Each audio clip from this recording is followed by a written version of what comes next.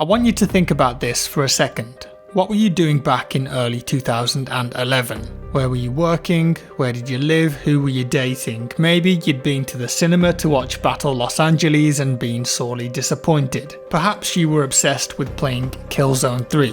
Who knows, but more importantly, were you beginning to feel the hype for the next main Battlefield title, Battlefield 3? The first whispers of the game came in June of 2009. Back then, EA COO John Pleasance confirmed that DICE were developing the game. On an investors call, he stated that he'd had the luxury of looking at BF3 over at DICE in Sweden, and he said of course that's not in the current fiscal year, but it is a product that's looking very good. The next we heard was in February of 2010. Fredrik Liljegren, who was a former DICE studio manager, confirmed that BF3 had been in development for the past 3 years. And he said the following: "The PC version is going to absolutely blow everyone away. I can't tell you what it is, but it will blow people away because it's not Modern Warfare 2 PC. It's not that experience." The gaming media picked this up and ran with it. Fans of Battlefield hadn't had a main title game since 2005 with Battlefield 2.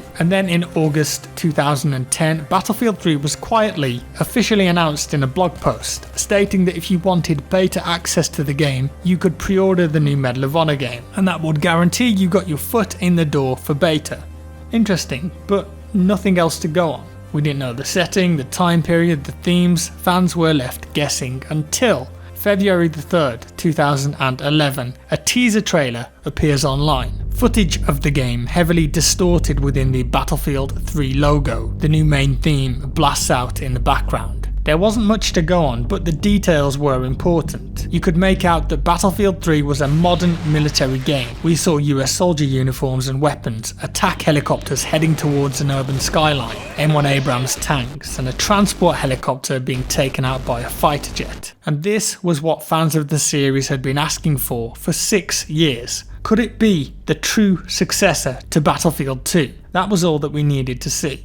What transpired in the months to follow after the first teaser trailer was released was, in my opinion, a masterclass of marketing, stunning trailer design, and creating hype for a video game product. Skip to February 22nd, the world's first glimpse of BF3 gameplay, a 43-second long video with actually only 13 seconds of real in-game footage, cut up and edited in a snappy format. It was hard to tell exactly what was going on. A squad of US soldiers moving through an urban environment with glimpses of something great here, and the now famous RGB split glitch transition style that Battlefield 3 trailers adopted shows its face for the first time. And then March 1st comes around real fast. EA confirmed that it would host a behind-the-scenes reveal event for the media and top fans of the franchise during the week of the Game Developers Conference in San Francisco. And they kept their word, and they let the attendees see gameplay for the first time. The initial reactions online were full of positivity and astonishment. It was absolutely astonishing. It blew me away. The new Frostbite 2 engine upon which the game is built is absolutely incredible. It's the most realistic looking video game I have ever seen. But luckily for the rest of the world, later that day EA and DICE released a snippet of what they'd shown behind closed doors, publishing the first part of a gameplay reveal series called Fault Line. And it revealed that Battlefield 3 was set in 2014, where coalition forces led by US Marines continue pacification operations along the Iraq-Iranian border in an attempt to restore stability to the region. This video got Battlefield and FPS fans buzzing. There was swearing, adult themes, the Marines chatting to each other, a mission, a build-up. The new animations were stunning and fluid. Characters leant as they ran and put their weight into walls as they crashed into them, or realistically smashed through doors. Modern weaponry like the M4A1 featured ACOG scopes and various attachments. Cinematic moments dragging your downed teammates. Hectic gunfights, weapons that looked like they had real recoil and were more realistic. This is what the fans had been craving. And at the end of that video, a tease, part 2 would release on March 16th, and if you pre-ordered the limited edition of BF3, you'd get the Back to Karkand expansion for free. Did that mean Back to Karkand was remade Battlefield maps from older games? No one knew for sure, but that was the most likely outcome. March 16th rolls around. Part 2 is released and the squad move onto a rooftop pinned down by a sniper. Hey look, going prone is back, and being up on these rooftops showcased the scale of the game, the tension, the slow pace, and it ended up with a rocket being fired at a sniper in a nest. It's a hit, and the building begins to fall apart before a hard cut. At the end, again, a tease. Part 3 will be releasing on March 30th. What's going to happen? That video drops online. The gameplay has skipped ahead, and the squad notice a suspicious wire leading into a basement, suspecting an IED. So the main character has to move through the ventilation shafts to investigate. Flashlight on the end of his gun, he drops down, and he defuses an IED, but is attacked by an assailant before heading back outside. The US Marines are being assaulted by a large enemy force. It's full-scale urban combat with Humvees, trucks and helicopters. Chaos ensues, and the player takes up a position on the bridge with a light machine gun before being showered by bullet casings falling from an MH6 Little Bird chopper providing covering fire above. Cut to black, but at the end of this one, a few seconds of what looks like an earthquake tearing the ground apart. That looked crazy. Does that mean that we'll see that in multiplayer too? And the final tease here, the full reveal video will go live on April 17th.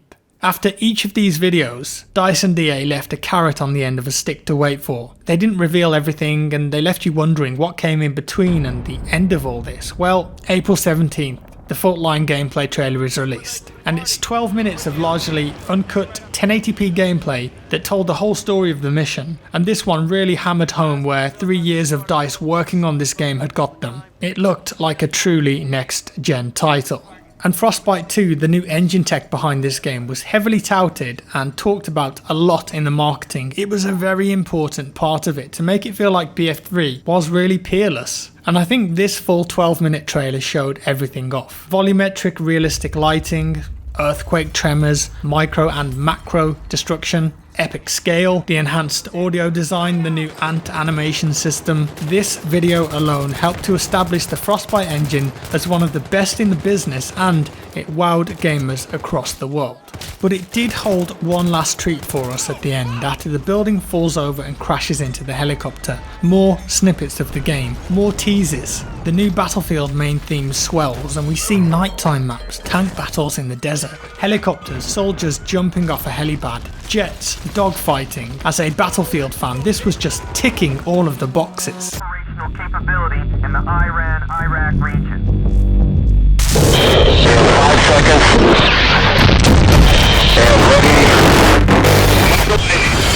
Oh, shit! June rolls around quickly. E3, the biggest game show in the world, is on the horizon, and the buzz for BF3 continues to be heard. EA say they'll have a playable build of the game at the show, but we got to see far more than that. On June 6th, a new video goes up online, and this is our first look at real pre-alpha multiplayer gameplay on Operation Metro. And yes, it looked almost as good as the single player. An LAV wreaks havoc in a Parisian park. The rush game mode was back. Massive explosions, beautiful dynamic lighting and shadows in the underground section. Vaulting, melee takedown animations were now a thing in a live multiplayer game. What? Map changing destruction elements at the end and rubble drops. Hang on, are those Russians? It looked incredible, and those that got to play the game at E3 shared their reactions in a video that EA posted themselves on the official Battlefield YouTube channel. This was part of their marketing. I think it's amazing. I mean, and the fact of the matter is that they got like a whole 2-week jump ahead of Modern Warfare. They're going to dominate. It's just crazy. Boom, on the same day a new single player trailer too. 8 minutes of tank based gameplay from the single player level Thunder Run. This felt fresh and like a true Battlefield game. The scale unlike anything else on the market at the time. The reload animations, the radio chatter, and then an MAV at the end used to laze targets for an A10 Thunderbolt to do multiple strafing runs on enemy targets. But there was more. A third E3 video was posted. The Frostbite 2 features trailer, again part of the marketing, headlining the core pillars of the new engine powering Battlefield 3. We saw more destruction, more rendering techniques, immersive audio, new animations and fluid movement options, just hammering home the messaging. And in the middle of June they even did a segment on Jimmy Fallon where they showed off PlayStation 3 gameplay for the first time. It's the first time ever on console debuting. Absolutely. You got a guy with an RPG up there in the corner. Threw a grenade. Yeah. There you go. You can take out the cover. We're talking about taking out the cover. Oh yeah, I'll take out the wall. Wait, what do I do? Switch back. That's the triangle. I tried to stab him. Sorry. E3 ends, and the next we see is on July the 20th. A 1-minute gameplay trailer from Metro again, this time with more weapons on show. The accolades rewarded to the team from E3. More destruction and takedowns. Oh, okay, so that's how you get a dog tag from someone now. Cool. A closed alpha begins in July and ends in early August. But it's all under embargo, and it won't be until Gamescom that we see something new. But Gamescom, I think, was a huge milestone for this game. Battlefield fans wanted more. But they wanted to see more of the classic Battlefield experience before they were sold. Where was the gameplay of the jets or the helicopters? Where was the 64-player warfare, the team play? All we'd seen of multiplayer so far was a 32-player small-scale rush map called Metro. Yeah, it looked good and all, but what about those big maps that we love? Well, August 16th during Gamescom, they got it. The Battlefield 3 Caspian Border gameplay trailer releases. A beautiful trailer showcasing the Caspian Border map with 64 players in Conquest. And I remember there was insane hype generated from this trailer alone. It was real. This felt like a true Battlefield 2 successor. The map was littered with vehicles. There were jets dogfighting in the sky, infantry fighting in the rivers, attack helicopters, lock-on missiles, dumping flares, stationary weapons, the comedic element with the EOD bot. Was that a gadget? Can I control that? What even is it? It's shared and viewed millions of times. At Gamescom, DICE would also go on to demo the co-op mode running on PlayStation 3. Will that be it before launch though? Have we had enough? No. September the 9th, the Guillotine nighttime trailer goes live. It's single player showcasing a night assault and gorgeous lighting while attacking a large building complex. But, hang on, isn't this game coming out on Xbox 360 too? We haven't seen any Xbox 360 gameplay. Will it even run on that hardware? We don't believe you. So on September 16th, EA responded and a Guillotine gameplay trailer was released running on Xbox 360. Yeah, it was 720p. 30 FPS, but it runs. There's the proof. It still looks pretty good too. But DICE did always say that this was a next gen engine. But you know what? It was a cool trailer. We got some slow motion shotgun blasts, convoys of Humvees, and the console players were content. For now. 10 days later, a collaboration. A trailer advert using Jay-Z's song 99 Problems. Battlefield 3 is cool. And at the end of that trailer, a slogan. Go above and beyond the call. A direct threat to Call of Duty Modern Warfare 3, which was releasing shortly after BF3. DICE and EA were feeling supremely confident with this one, it seems. The beta for the game goes live September 27th to October the 10th. Yeah, it's the Metro map again, but it's the first chance for fans to play the game on a large scale. And eventually it went to open beta, accompanied with an awesome welcome to the open beta trailer. And all this did was simply spell out all of the cool stuff that you could do in the game. And I think that we need more trailers like this nowadays. I think people want that detail and information. They will watch it.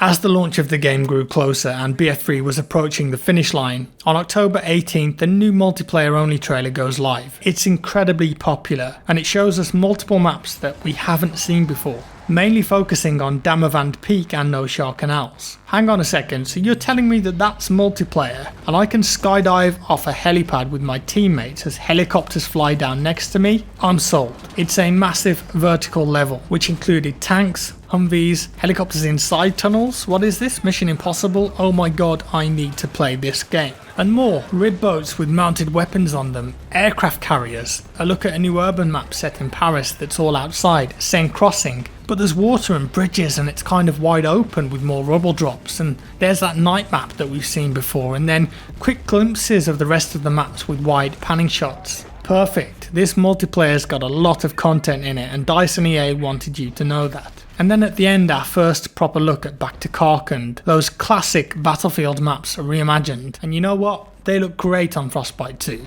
The BF2 fans will love it. Now after that, the final trailer before its go time, October 21st, the Battlefield 3 launch trailer goes live. And honestly, I think that this is one of the best video game trailers ever released. Some of the transitions and the video content, it's all incredible. The audio is superb. Watch this and try not to want to play the idea of the game that pops into your head. Shame. You come to our country to murder us, yet we are the terrorists.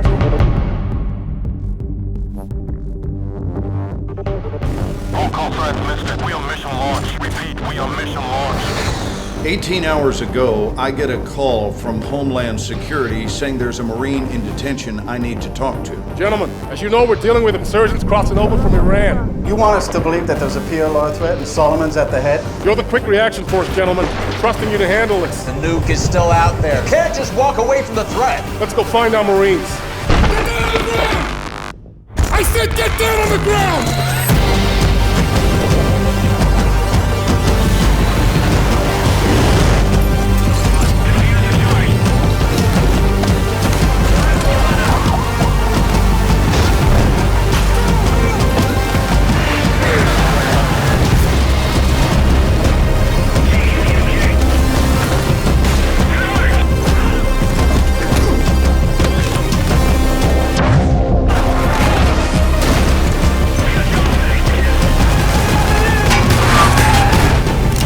This is not a trial. You are guilty. I know how your fucking story is.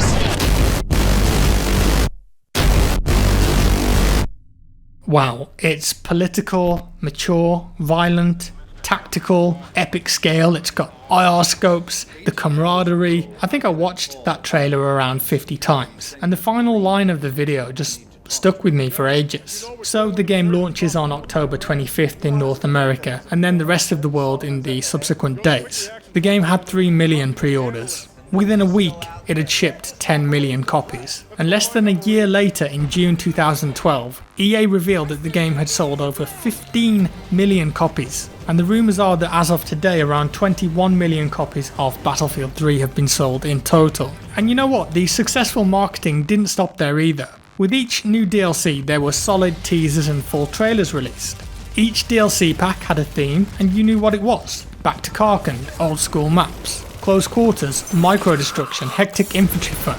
Armoured kill, massive large-scale maps with epic new vehicles. Aftermath, earthquake-ruined levels, new player models and retro vehicles. A crossbow. Finally, Endgame, capture the flag, fast-paced motorbikes and colourful levels. And we didn't have the community test environment back then either, spoiling new content for the game. I know that its intended purpose is to test new content so it works on release, which is great, but a big negative side effect of this is that you do lose the element of surprise and intrigue when new content drops. We haven't had those same feelings in BF4 since the CTE was released, and the same applied for BF1 too, maybe even for BF5. Ultimately, whatever you think of Battlefield 3, single player, multiplayer, co-op, it's undeniable that the hype for this game was very, very real, and that the marketing and trailer team did a brilliant job of creating intrigue, mystery, and just planting an idea in your head of what this game was going to be like, and that it was truly next gen, standing out from its peers.